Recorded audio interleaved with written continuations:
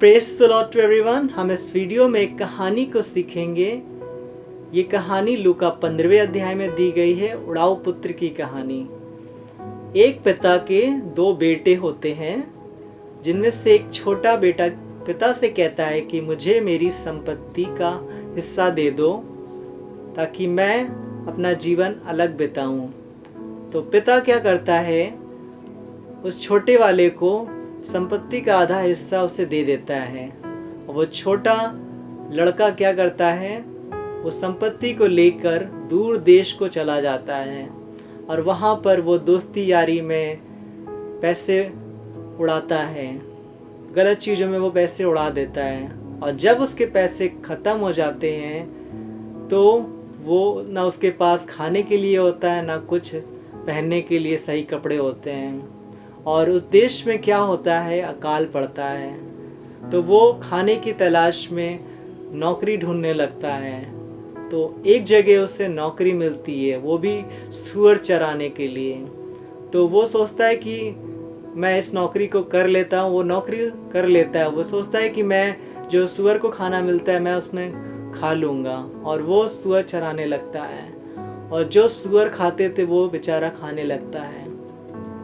जब वो होश में आता है कि मैंने तो बहुत गलत किया है, मैं अपने पिता को छोड़कर इतनी दूर जगह आ गया हूँ, मेरे यहाँ तो नौकरों को भी इससे अच्छा खाना मिलता है।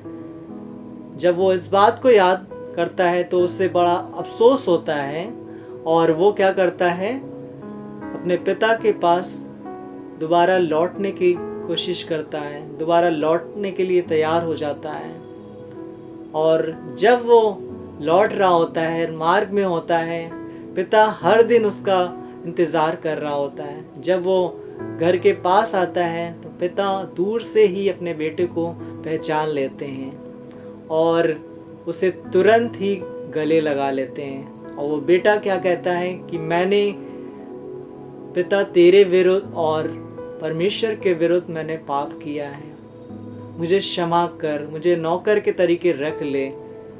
लेकिन पिता का जो हृदय होता है वो अलग ही होता है। पिता उसे गले लगाते हैं और नौकरों से कहते हैं कि जाओ नए कपड़े लेके आओ, नए जूते लेके आओ, इसे पहनाओ, अंगूठी लेके आओ।